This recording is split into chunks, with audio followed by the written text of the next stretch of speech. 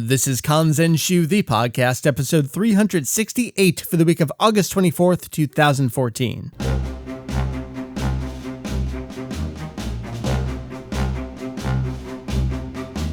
What up, hey-os? Welcome to Kanzenshuu, the podcast. An extension of the all-encompassing Dragon Ball fan site. Kanzenshuu. That's right, we cover anything and everything Dragon Ball in hopes of enlightening and a little bit, the entertaining. My name is Mike, VegettoEX. Glad to have back joining us here Julian on a replacement headset, so I'm not quite sure how this is going to turn out in the end in terms of audio and all that stuff. We'll figure it out. Julian, welcome. Yes, it's good to be back. How's Japan treating you?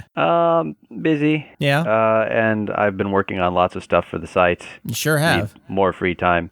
We've got some exciting things for the manga guide that we've been working on, and we've shown a bit in terms of introducing the new weekly Shonen Jump section, which we'll be adding to. That's right. As the weeks and months go on. A lot of the prep work is already done. It's just a matter of finding the time to go in and copy, paste. That really is what it is. And I know the one thing that I've been teasing for the longest time is that Victory Mission expansion. Like you were saying, a lot of that work is done, and a lot of that early copy and paste work is done. But unfortunately, that's one of the things where, all right, Julian, now it falls on you. Finish up the chapter notes. And there's some things that I still don't know. We still don't know the name puns for two of the artificial human avatar-based characters. And there's things that I don't understand about the game mechanics that I just can't comment on, so we need Herms for that. and Jake's played the 3DS port, and I'm not sure if that includes everything from the arcade version, so I don't know. Well, it's supposed to include the mechanics of everything up to the point where it's released, basically, but right.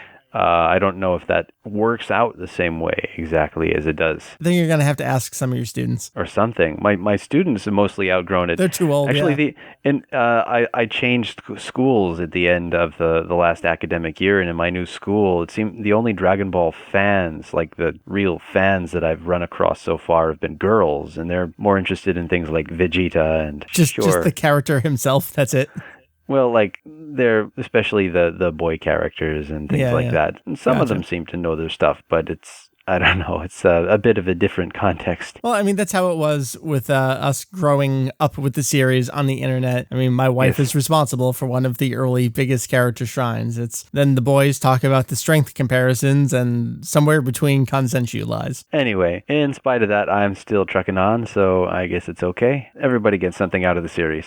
That's right. So let's talk about the series, because that's what we're here to do. We got a lot of stuff on tap for this episode. We have some things we want to make sure we get into this episode. Then I'm going to see how long I can keep you awake to record some extra things for future weeks. Julian, the big thing over this last week, it's important for you guys over there in Japan as well, because you don't have it yet. That's the extended version of Battle of the Gods, seeing a home release in North America and the UK.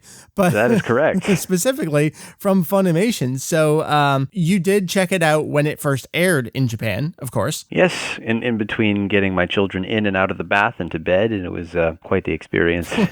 But I did manage to catch it, yes. Right. So we have a full dissection of all the new scenes, the extended scenes, the adjustments to scenes. For this episode here, because that extended version is kind of in the news again, we wanted to talk about it. We really have not talked about it in depth, and I don't think we're going to go super in depth with all of the little changes here and there, because it's easier to just read and see for yourself. Otherwise, we could just spend 2 hours kind of retelling the movie. So we'll give you the background behind it and some of our thoughts on it. You've heard, I think, Heath and I specifically talk a bit about it over the last couple of weeks with regard to the theatrical version hitting North America and some of the changes that we know and have seen and missed from that extended edition. So we'll talk about that. We do have some news that we want to cover. Some of it, again, relates to Battle of Gods, so we'll talk about that. And that's an episode. That is an episode here at Kanzenshuu. Yes. All right. So I guess this is how we do a show. I kind of forget because the episodes have been weird lately. Let's do some news.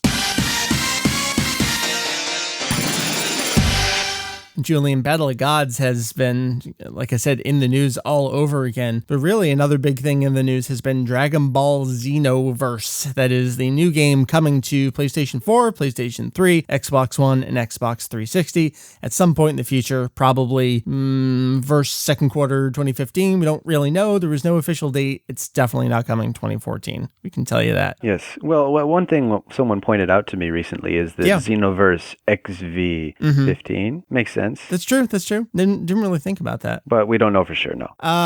It's been in the news itself a lot. There's been a lot of new developments, some of which we saw coming a mile away, and then some other stuff's like, whoa, hey, that's kind of cool.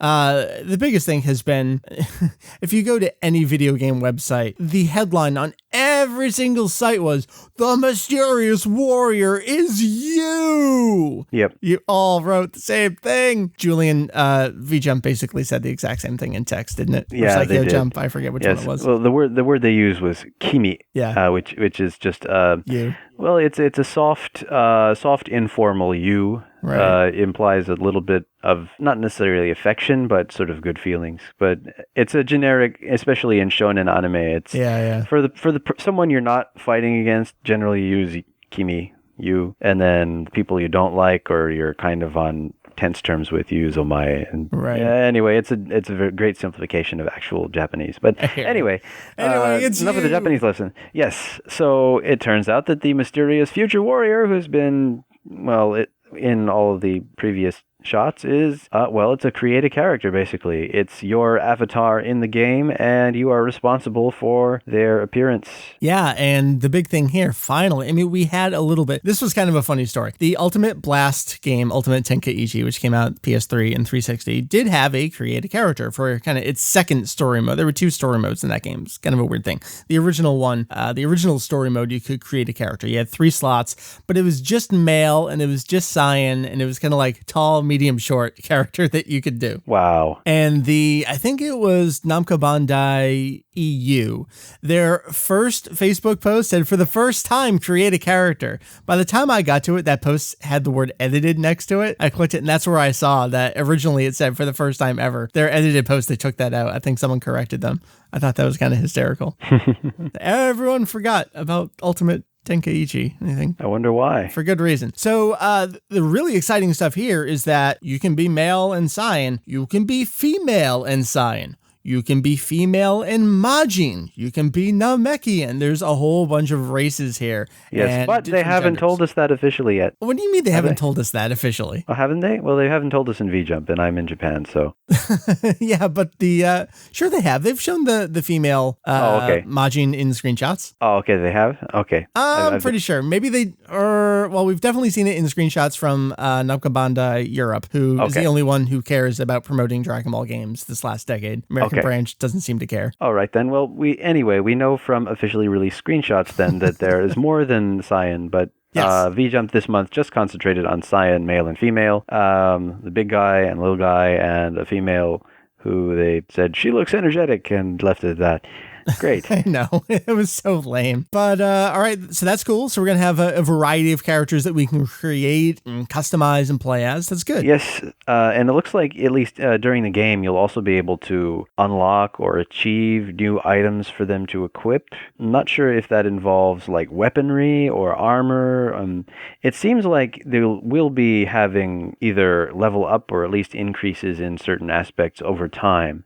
The word that the article used was sodateru, so you raise up your character. Gotcha. Yes, but that's basically it with regards to the character, but it seems like they have a decent variety of costumes from what little we've seen. I mean, it remains to be verified from, once people actually get their hands on the game. Right. At least from the designs they're showing us so far, it seems pretty varied, and hopefully there's a lot more in there. So next up, we have some information about the story of the game. Yeah, tell us what's going on. I mean, we knew Trunks, we knew time, we knew city, we knew traveling. What's going on? Yes, well, Trunks, it seems, is indeed a member of the Time Patrol, just as he is in Dragon Ball Online, which his costume and general appearance comes from for Xenoverse. And also, he has summoned the player character to this city in order to do something in various eras of the Dragon Ball series. Now, Julian, in Japanese, the city is just called Toki-Toki-to, and I know that at least the European branch is just calling it Toki-Toki City. You came up with what, Tokitropolis? Something like, or Timetropolis or something like that. Right. Just because it sort of blends the two words together. Gotcha. But anyway, it's a town of time, basically. Yeah. The time capital. Anyway, yes. So looks like you hang out there. There are other people in the city. To me, it also almost seems like maybe that's where the avatars for like all the characters who play, or the people who play the game, hang out, but I don't know if that's true. Yeah, here's the interesting thing, which ties us into what I think is kind of the bigger story for the game over the last week. All right, all these avatars are being summoned to one place. They're going to conduct a network test, which is, it's a beta, but they seem to be focusing more on stressing out their network capabilities for this game. So is this going to carry over some of the MMO-ness of Dragon Ball Online? Are you going to see a bunch of the other avatar characters out there? Will you be able to interact with them? It seems like there's going to be more to this than you just create a character and you play the story mode single player. That would be really cool if you did. And from the fact that they've been borrowing all these other elements from Dragon Ball Online, I would be pleasantly surprised, I guess. I mean, it's hard to tell because they've only really amped up the fighting game angle. Right. It's only just now that we're getting into this story stuff. And hey, here's this network test. Let's talk about that right now because we got that information. VJump due out 21st of every month. You got it a day early. So we were looking at the magazine that says, hey, check out the website. So we went to the website. There was nothing there yet. The next day, kind of approaching the middle of the night, luckily you happened to still be up, but it looks like they put up that information. So we were able to get it right away. They are conducting a network test. It's going to be in 2 phases. First is going to be in Japan, but then the second phase seems to be global. So that's pretty cool. Yeah. So even people in not Japan will be able to participate. Right. Now, the official Japanese website didn't really give details on how the rest of us will be able to do that. But the European branch, again, of Bandai Namco is saying, hey, look forward to a network test. So I think we will be getting more information about it, at least in terms of the Japanese populace, or those of us who have created Japanese PSN accounts. You can log into the PlayStation Store. Basically, what you're doing is you're just searching the store for a network ticket entry card. You download it. It's a nothing download. You don't really get anything out of it. It just changes the icon from not downloaded to downloaded. That is your entry into the lottery for possibly being selected to participate in this upcoming network test. The way it works is on a specific date, they will choose whoever the winners are, and then you will be notified by email. And presumably you will get a download code at that point to then download the actual client to play the game. You got to be a devoted fan for all that. You do. So I've already done mine. I saw a lot of other people were checking theirs out. If you haven't created a Japanese PSN account, look up a guide to do it. It's not the easiest thing for me to describe right here in audio. You do have to put in kind of like prefectures and that kind of stuff. So I think at the time I did it, my buddy Andrew was over and we used his old Kagoshima address to put in where my Japanese account was located. So we did that. I know one person on the forum is having a really hard time finding the appropriate characters to enter in to actually say entry ticket. Something you have to keep in mind, if you think about the character entry over on just your normal English side, you can press select to switch from lowercase to uppercase. In Japanese, select switches from hiragana to katakana, and you want to start with katakana. So that's how you will get to the characters you need to see. You can just put in entry ticket, and that's enough for Xenoverse to come up. So that works. Do it. Get it. Done. And Julian, this is going to roll out pretty much over the next month into September. That first period is going to be September 20th through the 22nd. It's going to be a little over a 1-day period, about 27 hours they're open there. So that'll be the first period. And then we got that first week in October, the 4th to the 6th will be the next one. That's exciting. Yes. So good luck to you if you get selected. Well, you're on the podcast all the time, so I guess you'll be able to let us know. I will. And in that second phase, I'm going to do it on the Japanese account, my European account, and my American account. Tripling my chances. Same time? Yeah, I'm going to do it on all 3 accounts for that second phase. We'll see what I get. Oh, okay. What if you get selected for all of them? You can't That's great. I'm excited. So I can check out the language differences between the Japanese and the English version. So we'll see. I think that's going to wrap up Xenoverse for right now. There's a couple other really quick things I want to talk about, and that is, we were talking about Heroes earlier. Ultimate Mission 2 has been out for a couple weeks on the Japanese Nintendo 3DS. I did get mine in. I can't play it because Ooh. 3DS is region locked, so thanks, Nintendo. So the first week, Ultimate Mission 2 pushed about 81,000 copies, and then its second week, it pushed 27,000-ish copies. So it did drop. It didn't drop as much as the first week of Ultimate Mission 1 did from week 1 to week 2. But the first Ultimate Mission was weird because it stayed on the charts, then it went away, then it came back stronger than ever. It was tied in with Battle of Gods and a bunch of other stuff. So I'm really curious to see how Ultimate Mission 2 is going to go. Yes, well, it will be an adventure because there's just so many factors that we didn't have in play. There's no movie coming out this year, although there is one next year. Right. I don't think it can last until Golden Week next year. That's a long period, and it's not going to contain any new movie stuff. Right, because it only contains up to JM3, I think, which is a couple of months ago. Yeah, that being said, even the first Ultimate Mission, it said it was going to contain up till whatever, but it did have a little bit of extra stuff with Beerus and Whis that was not contained in those GM missions that it said it was going to cover. So this could contain a couple extra missions more than JM3, or at least the characters, the events. Well, there's already special download codes appearing in V-Jump where you get to fight against like the deck of the editor-in-chief of V-Jump. Gotcha, yeah. The Ioku deck, and things like that. The strategy guide came with the download code for an extra mission, some other stuff too. So there's bonuses here and there, but we don't know of anything that's simply built into the game that you can access without having to do that. Then again, we can't play it because I don't have a 3DS and you don't have a Japanese 3DS, and Herms, I don't know what he's going to do yet. Well, I don't blame him for being like, I don't want to play this again. Yes. So, well, he's not a 9-year-old boy. Right. We'll see. When you come back to the country, you're bringing me a Japanese 3DS. I'll catch up. This is the plan. I'll pay for it. This is news to me. Okay. But I could import it. I'm like, I'm not really in a rush, but so I'll wait until then. Julian, other than some video game stuff, I mean, the big news has been that the extended edition of Battle of Gods will be included on the home release. I think Manga UK kind of took the wind out of Funimation sales a little bit by getting their information out there first. Their home release is coming in November. It's going to include Funimation's dub. And then they were like, yeah, ours has the extended edition, which leaves Funimation like, ours does too, obviously. Yeah. But hey, it's nice to have confirmation finally after months of totally hedging.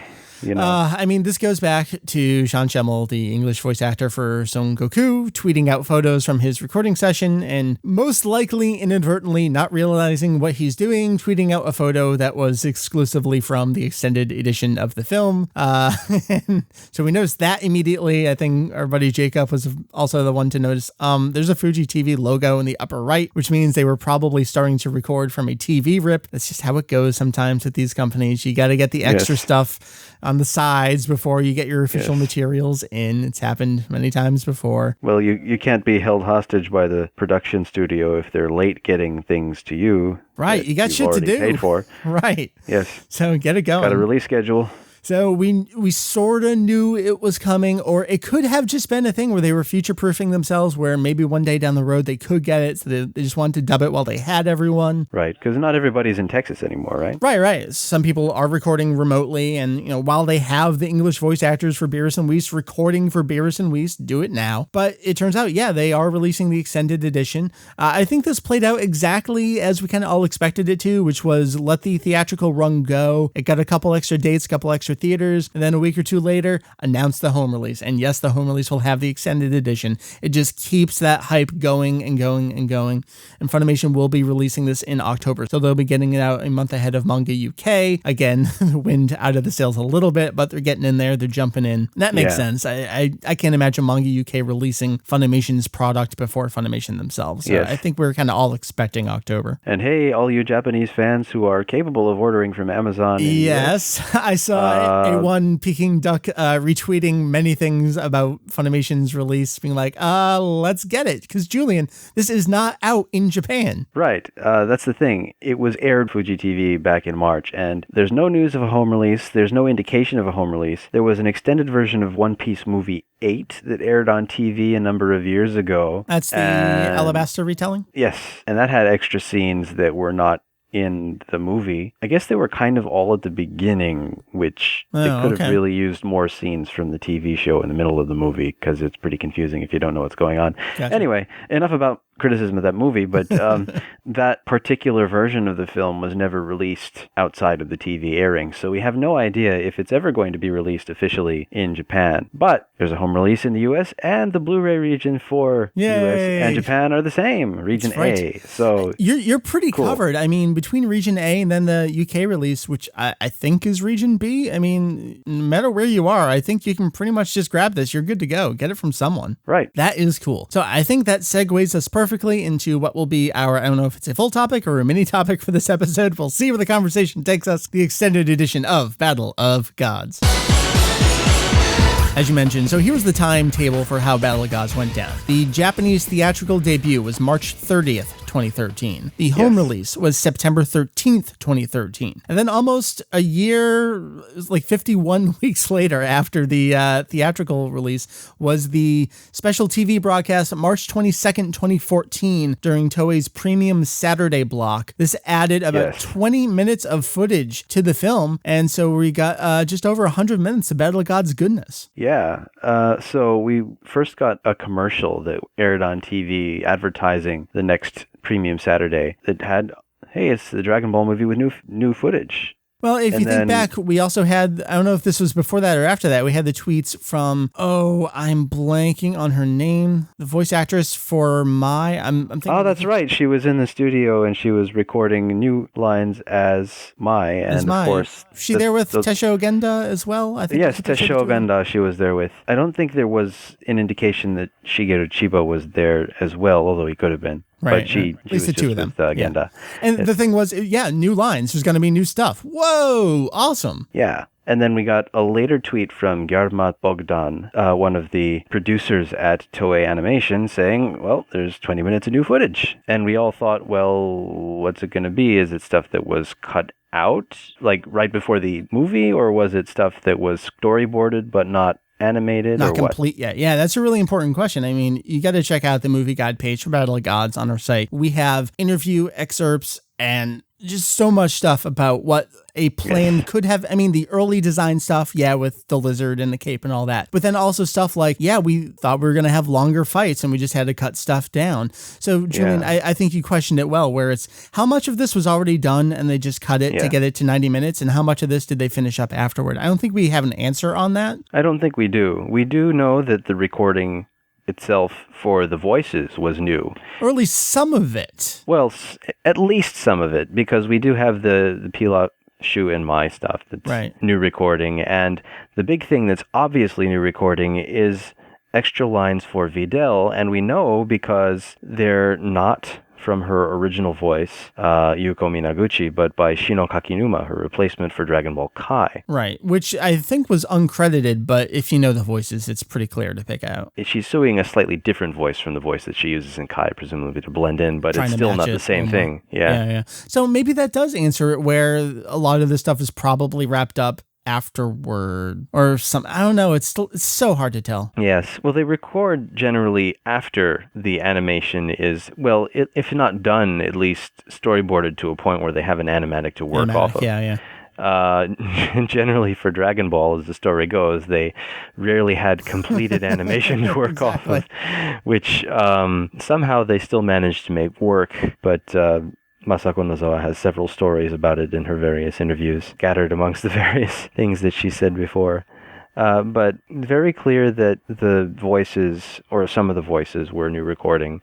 Other things appear to be the way movie was originally storyboarded, but they had to cut and then work around. Mm-hmm. But it's not clear whether it was animated at the time, or if it would just had to be cleaned up and finished later. Right, because overall, I feel like it fits in perfectly. It feels as if it was all just animated at the same time and then just cut down. It doesn't look different. It feels like it belongs right there. So we have 20 minutes of extra footage that's scattered mostly through the film. If you're going in expecting lots of new action, then you might be a little bit disappointed, because it's actually mostly character and plot stuff. It is. And a lot of really good stuff, including a correction or at least an expansion or a filling in of what a lot of people consider to be a major plot hole. It's like, oh, nope, the extended edition fixed that. Yes. So a couple of things. First, let's kind of pick out what some of the major ones were, because again, if we just detailed everything, we'd be here forever. So I feel like we have to start with, there's a new opening to the movie. So there's a new opening, narrated, of course, by Joji Yanami. Who else? Where we go through the story of Dragon Ball from the very beginning up through the defeat of Buu.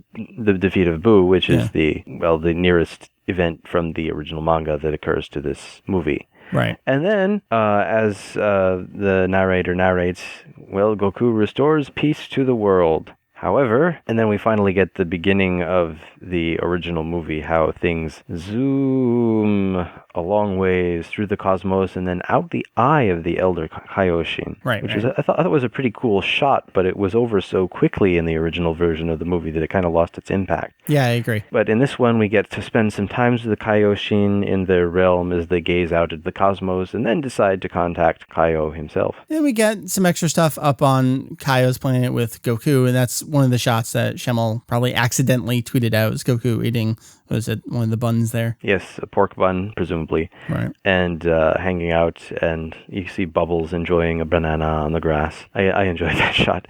There's just a lot of, I don't know, there's a lot of plot, but also character-based humor in these extra things. And it's all just breathing room stuff where things felt cut so quickly. Just a couple extra seconds of someone sitting there before it cuts to the next scene. I feel like it really helps the pacing of the film. And the film is already pretty long compared to all the movies we've had with Dragon Ball before. So you think, man, making it even longer, is that going to kill the pacing? I kind of feel like the pacing is way better in the longer version than it is in the shorter version. And I agree. In fact, it's really difficult to go back to the theatrical cut after seeing the extended version, because it just feels like you just notice what's missing. It's conspicuous by its absence because it feels too short. It feels wrong in places.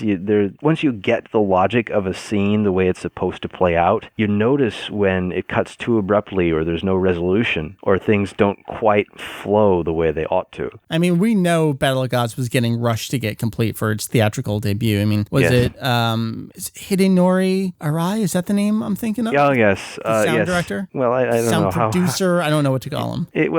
He's done all of the sound effects for the Dragon Ball series since way back. The voice of the Ozaru has been his voice echoing through several different things. What was his story? That he was just working to the last second, just getting stuff right.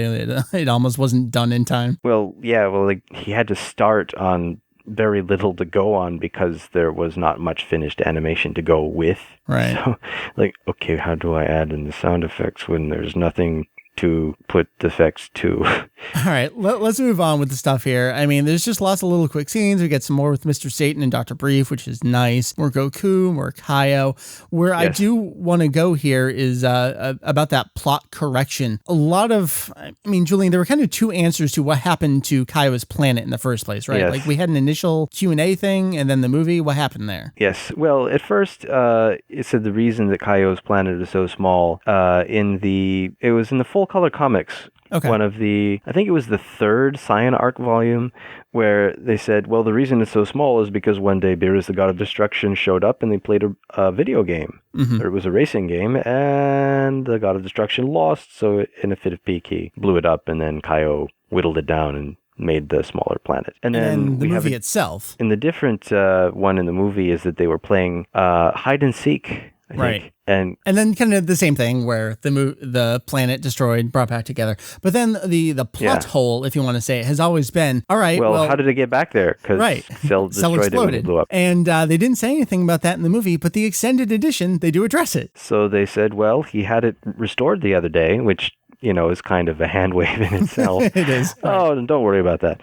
But it must be because you like it this size. Right, or why is it so small? Oh, you like it this size. Yeah. Well, there you go. Okay, it fills in a little gap in the plot. Right. But on the other hand, there's a couple of scenes earlier where back on his own world, Beerus has a line that's changed. Instead of saying he's never heard of Earth, he says he has heard of Earth, and because the dinosaurs or whatever took a rude attitude with him, he destroyed them. But then Except later in the film, there's still dinosaurs. Right. Oh, well. We get some extra stuff, just little sprinkles here and there. I think one of the better ones is Vegeta looking in the trash can for Beerus. Just great things like that where he's panicking. Out. Yes, and there's another scene with Goku where he speculates while lying in a crater that, well, even if they fused, he probably could be able to defeat him. Right. More strength comparison debates going on there. We get the extra line there. This line here about Mr. Satan pointing over to Beerus and saying, you're a cat monster or monster cat, whatever, that was in one of the early preview trailers, wasn't it? Yes, it was. And in fact, in the context of the trailer, it seemed really dramatic, like he's jumping in at the last second in order to provide a distraction or actually thinks he has a chance. But no, totally actually, he's drunk. He's challenging him to a dance-off, but he can't even stay on his feet. So maybe this is starting to answer the question of how much was done ahead of time and how much was done after. It looks like there was material that was done and cut, and at the same time, there was more material that was not done that they had to do more recording for. And there are a few other lines in the trailer, like Kuririn says something about it's the end of the world, and then Piccolo says, no, it's the end of the galaxy. That's not in the finished film, and it's not in the extended version either. We have seen interviews where the director said, well, in the storyboarding phase, it was already greatly expanded, and there was this whole sequence where people were going to help out Goku after he's in a bad spot. Presumably, I know this is completely spoilers anyway, but after he absorbs the gigantic... After he does something. Yeah, or something. It's hard to say because we don't know exactly how it would have worked out in that sequence of events, but that's not in the extended version. It probably would have made the film another 10 minutes longer, but it was too long for the time slot of Premium Saturday block. Who knows? Maybe we'll get an extension of the extended version later for Japan. I don't know. Jeez. I pretty much just want to skip over a whole bunch of stuff. I mean, there are little bits of seconds here and there with extra lines and just whatever. Something that Heath and I were addressing, I think, last time on the show was Boo gets back up and fights a couple more times. This fight is kind of, I don't want to say heavily extended, but it feels far more complete. Yes. Well, Boo is still completely outclassed, but he does get up a couple more times. You know, he is still, a very powerful villain that they fought not too long ago. Well, villain or whatever you want to call him. And then, there's a line from Chaozu. Yes, one. Yes, he actually says something. Doesn't he just say Tensan? Yeah, Hiroko Enomori is not credited in the credits, but I don't think it's anybody else. Yeah, I'm pretty sure it's her. All right, so we get more little things here and there that all lead up to, I think, what is the biggest climax of the film, and that is a rock, paper, scissors duel. Yes. It's very strange when you go back to the original version of the film, where Whis tells Beerus to wait a moment before he destroys the Earth, but then for some reason Beerus appears to go against this and goes about starting to destroy the Earth before Goku shows up and stops him. But this case, actually, that's not what happens. Yeah, we get an appearance from really one of the earliest formative characters in the series. Yes, so we get a scene centering around Oolong and, to a lesser extent, Yamcha, who coaches Oolong in a battle of rock, paper, scissors against Beerus. So, calling him the delicious-looking one, Beerus says that if Oolong wins, then the Earth is spared, and if he loses, then too bad. So, Yamcha's whole take on the thing is that Oolong was chosen specifically because he is a pig, and therefore should only be capable of throwing scissors, because of cloven hoof. But he is a pig man, and therefore can do any of them, so if he throws paper, then he will win. But, of course, Oolong throws paper, and Beerus throws scissors, because he overheard the entire thing. So, oh well. From here on out, we get a lot of just little things here and there. We have a couple scenes that are about this here, a 40-second scene with Vegeta and Boo yelling at each other is pretty good. Just the discussion about who is good and who is bad and all that stuff. More just little things, just extensions to fights, maybe an extra line here or there. The next one that's of any significance is more from Whis here. I kind of like that he shows up in the ship and actually has a conversation. 18 gets a little chance to shine. Yes. So he sort of knocks on the glass and then he opens it up like a sliding door because he has weird reality altering powers that are never addressed except as comedy. Right. And he's enamored of all the food on Earth, just like Beerus, but even more so. So he says, "What is this delicious frozen delight?" And she says, "It's ice cream." And he asks how it's made, and she sort of brushes him off, says, "I don't know." I don't know. We're focused on what's going on here. Stop talking to us about this. Yes. And he says, "Oh, her words are just as cold as the ice cream," and laughs at his so own pleased joke. with himself, right? Everybody else is just silent. From here on out, I mean, we get extra stuff with the Kaioshin. We get a couple seconds, couple extended things. I mean, the fight is pretty much just the fight. The adjusted stuff is all the things surrounding the fight. We get a little bit with Beerus and Whis. Do you want to talk about the changes to the end of the film? Should we? It's kind of a spoiler, but it also reflects on the nature of Beerus as a character, perhaps.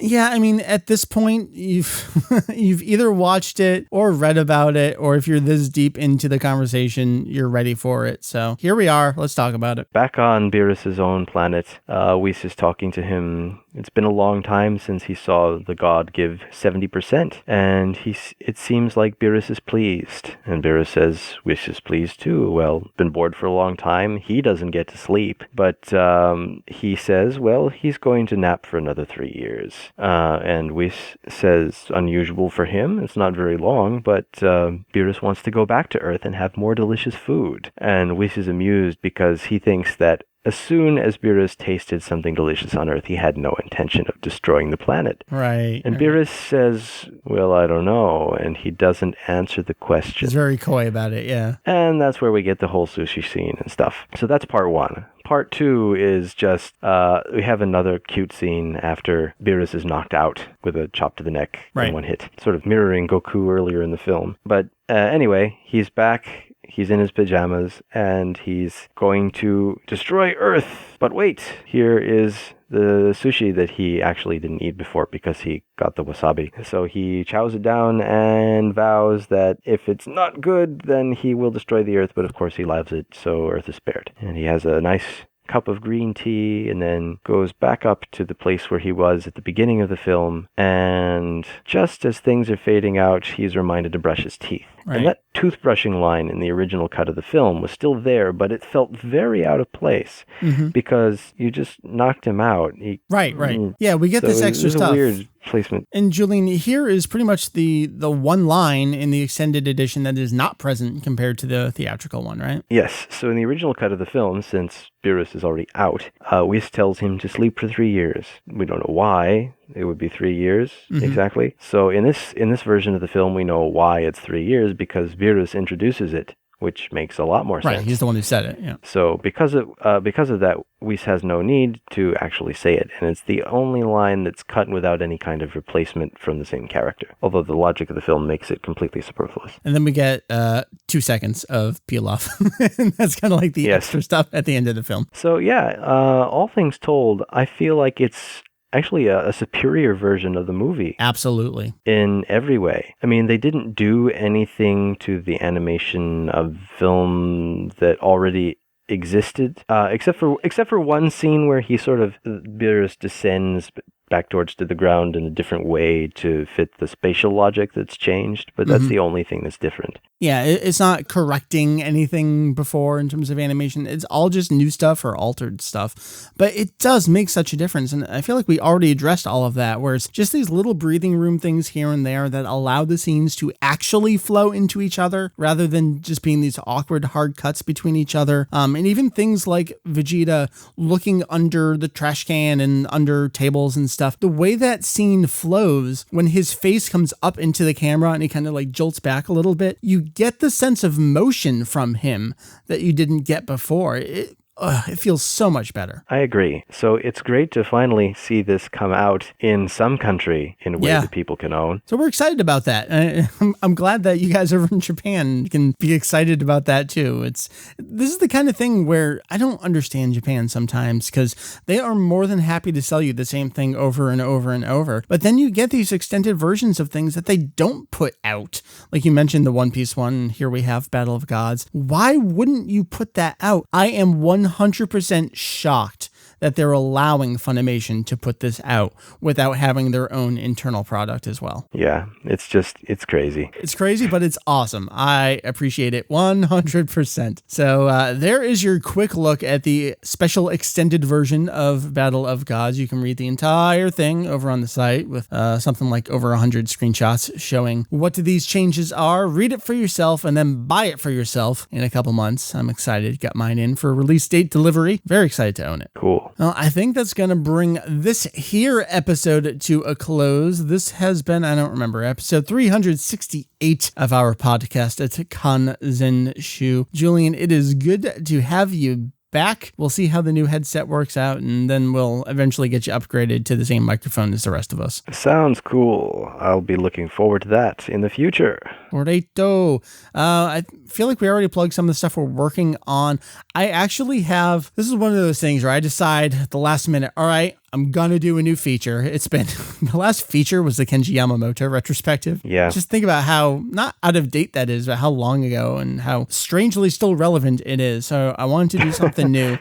And I feel like I've just been copying and pasting the same response to the same kind of question over and over. You may get the impression that I do not care about a canon for the series, what is canonical to other things. Apparently, I do strangely care a whole lot about that question. It's probably not in the way you're thinking, or maybe it's in the exact same way you're thinking. So you can look forward to a very, very large, detailed, let's call it a feature, but let's just call it a series of rhetorical questions asked back at the reader. Oh, okay. That's what you can look forward to. That's one of the things I'm working on. Julian, like I said, I feel like we already teased some of the manga guide stuff that's been going on. I know you're still trying to catch up on Battle of Gods translations before we get hit with the new movie. There's still so much stuff out there. Yeah, and I'm just also trying to get as much other stuff too from things that came out while the series was still in progress, going back and forth and trying to juggle that and my work and my home life. Oh, you know, it takes time. Sure it does. It drags out longer than I want it to go.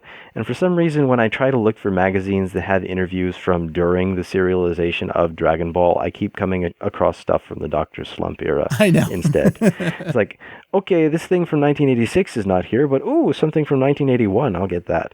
Yeah, he doesn't know anything about Dragon Ball at that point. So right. It's so good to have. Yes, but it's funny reading some of these magazines. The media obsessed that he was going to lose his touch after he got rich and got married. Oh yeah. Once the Arale boom is over, he will have no success ever again. Oh my God, that's crazy. It's funny to look back on now, just because. Dr. Slump is remembered as the less successful predecessor to his magnum opus. That's crazy, but that's so good to go back and get a look at and come in with perspective from 2014. I don't know. I have all these things that I plan to do in the future at some point. So if you just stick around and don't lose interest, then eventually you'll be able to read it too. Very cool. I think that will wrap us up. www.kanzenshuu.com. That is Kanzenshuu. We got the Twitter, we got the Facebooks, we got the Google Pluses, we got the Tumblrs. Check us out on all those places. Follow along. Read all the news, absorb all the content. There's a lot more coming your way. Julian, thank you, sir. It's my pleasure. So for Julian there, my name is Mike, VegettoEX. And of course, thanks to Heath and Jake, off doing their own respective things here and there. Heath plugging away. You know, if it weren't for Heath, there would be nothing about Dragon Ball Kai on Kanzenshuu. Yes, it's not to say that we don't care about it, but... What are you talking about? I do not care about it. It is to say exactly that. I was trying to be tactful. Well, I am not. I am full of non-tact with regard to Kai. Yes, it's a thing. There are some good things about it, I guess, somewhere. Sure. You know, I got my CD single in for Pure Heart, and I kind of dig the song, so I'm okay with the music so far. Yeah, okay. More the endings. Yeah, we're probably going to be getting a new one in another month or so. Yeah, I'm on the lookout for that announcement. I feel like it should be coming any time now. Yeah. Has it really been that long already? Jeez. Not really, but I mean, when you consider that they start promoting it a few weeks ahead of time, and... Yeah, so it should be in another 3 weeks maybe that we'll be finding out about it. Tears Zarathustra was only there for, what, like 11 episodes? I don't remember the exact number. 12. It wasn't a whole lot, yeah. It was 3 months. Right. So it was 3 months, and they'll be doing another one for after that, probably. Yeah. So look forward to that. All right, we're done. Thank you. All right. See y'all's next time for 369.